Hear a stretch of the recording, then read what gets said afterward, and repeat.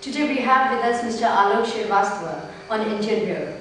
He has produced films like Phool Aur Aag, Guru Mahaguru or Jaane Hoga Kya.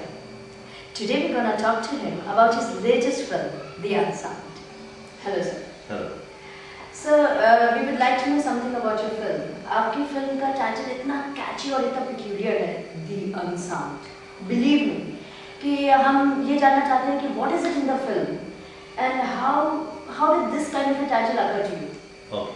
See, this film is a story of a man who is called Dev Oberoi, who is suffering from a disease called multiple organic psychotic disorder. Okay. अब ये disease में क्या होता है, जो patient होता है उसके ब्रेन में कई सारे ट्यूमर्स होते हैं. Basically the person is unsound. That is why इसका फिल्म का title is the unsound. Sir, एक चीज़ हम और जानना चाहेंगे कि you have produced so many films with lot many stars and ऐसी क्या बात थी, I mean कौन सा ऐसा आइडिया था जिसने आपको इंस्पायर किया कि इस फिल्म को, जिसको आपने लिखा भी और आपने डायरेक्ट भी करा. So what was that inspiration? For what?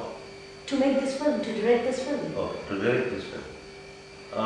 Normally क्या होता है कि मेरे हिसाब से एक राइटर के पास, basically I am writer also, तो राइटर के पास जब सब्जेक्ट अच्छा होता है उससे बेहतर कोई समझ नहीं सकता उस सब्जेक्ट को. तो राइटर अभी वो सब्जेक्ट को ऑडियंस तक कैसे पहुंचाएगा? He has to be a director. तो that is how I felt like directing the film. अच्छा सर, एक चीज़ और पूछना चाहूँगी कि like I told you and like our viewers also know कि आपने इतनी सारी फिल्म्स में बहुत सारे स्टार्स के साथ काम किया और पर्टिकुलरली इस फिल्म में जो भी जिसको आपने डायरेक्ट भी किया, आपने वेल एस्टैब्लिश्ड मॉडल्स को लिया, ना कि वेल एस्टैब्लिश्ड एक्टर्स को. And I believe and I think lot many people like will agree with me कि मॉडल्स से काम निकलवाना is like a hell of a job. And how challenging it was, you know, like for you to take the work out of the models, and what was it which made you cast the models over the established actors? Okay. The reason was कि audience जो होती है वो star image से stuck रहती है, और ये एक फिल्म है which is got a particular subject. अब वो सब्जेक्ट में जो कैरेक्टर्स हैं, like the hero, his wife, his girlfriend, doctor, co-doctor, a friend, तो बड़े स्टार्स को कास्ट करते हैं तो उनकी एक इमेज होती है, उनको ऑडियंस वही इमेज से देखती है. तो इसमें ये बेनिफिट था कि यदि न्यू एक्टर्स को लेते हैं, मॉडल्स को लेते हैं, तो उनकी कोई इमेज अभी पर्दे के ऊपर नहीं है, स्क्रीन के ऊपर नहीं है.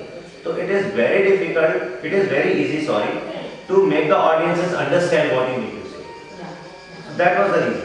But then wasn't it challenging for you कि like आपने newcomers, no doubt they are like well established models, लेकिन उन लोगों से काम निकलवाना और इस तरीके की लेवल का like where like you are actually getting them into the psyche of the character, तो आपके लिए definitely ये बहुत challenging जॉब रहा है. हाँ, ये शूट के पहले चैलेंजिंग था, शूट के समय, बिकॉज शूटिंग के पहले हम लोगों ने काफी सारे ऑडिशंस किए, वर्कशॉप्स किए.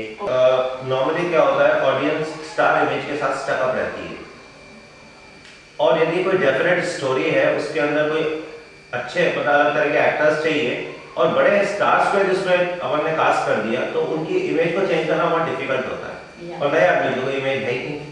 But now it was of course challenging, लेकिन चैलेंजिंग ये शूट के पहले था, शूट के वक्त या उसके बाद नहीं था, क्योंकि पहले हम लोगों ने इसके वर्कशॉप्स कंडक्ट किए, और जितने एक्टर्स को चूज किया वो सब एक्टर्स को ये मालूम था what are the character they are playing in the film.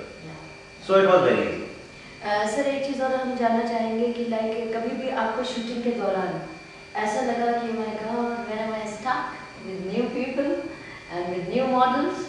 And because I think for a director, like you have produced films, again I'm saying it to the viewers, you have produced so many films with the big stars, and now this is, I would believe that this is your film you have directed, you have written, and then you have taken all the models. So like definitely like there could be a point of time in your life during the shoot जब आपको लगा होगा कि मैं कहीं फंस गया हूँ. तो like if you could share with us, so that would be great. देखिए, ये मुझे तो कई मरतबा लगा, ये सबको ही लगता है, बड़े बड़े स्टार्स के साथ भी बनाने वालों को लगता है कि ये फिल्म किस डायरेक्शन में जा रही है. कभी ऐसा लगता है कि नहीं, इसकी जगह वो हीरो होता तो अच्छी रहती, ये हीरो होता अच्छी रहती, ये होता है. लेकिन जब आदमी फिल्म शूट करता है, उसके बाद उसके रशेस देखता है, उसको एडिट करता है, तो कहीं ना कहीं ये डिसाइड करता है क्या ये फिल्म दर्शक को 100-200 रुपए का जो दर्शक टिकट लेके आ रही है, ज्यादा भी लेके आ रही है, क्या उनको बिठा सकेगा उसी के ऊपर? और जब मैं ये कन्विंस हो जाऊंगा ये बिठा सकता है, फिर मुझे किसी का नहीं, पर ऐसा लगता है। मतलब you didn't let these thoughts come into your mind. No, it is not about me letting them come into my mind. वो आते ही है, किसी के दिमाग में आते हैं, लेकिन फिर आज रात को आते हैं सिर्फ उनका सॉल्यूशन आ जाता है। Because you sleep and you think कि क्या होगा, इसका कैसे होगा, कैसा लग रहा है, ये सीन कैसा था, वो सीन कैसा था। फिर जब आदमी, जो भी आदमी डायरेक्ट करता है या प्रोड्यूस भी करता है, वो पिक्चर को तो देखता तो है ना, जब देखता है तो डिसाइड करता है। कई फिल्में देखी आगे में बंद पड़ी हुई हैं, बिकॉज बनाने वाले को ये लगता है कि ये फिल्म अच्छी नहीं बन रही है, इसको बनाने क्यों बन रही है, तो ऐसा होता है। सर लास्टली मैं ये कहना चाहूँगी कि आप हमारे व्यूअर्स को अगर कुछ कहना चाहते हैं और कुछ कोई इस तरीके का संदेश जो आप इस फिल्म के माध्यम से देना चाहते हैं ऑडियंस को, so I mean that would be just like a cherry on the cake, so please say to our viewers like what you would like to say. मैं व्यूअर्स से ये कहना चाहता हूँ इस फिल्म के जरिए कि आप यदि किसी को अच्छी तरह से जानते पहचानते हैं, उससे कोई रिश्ता बनाने की कोशिश न करें, क्योंकि वो जानते ही खाने का रहा। This is the message in this.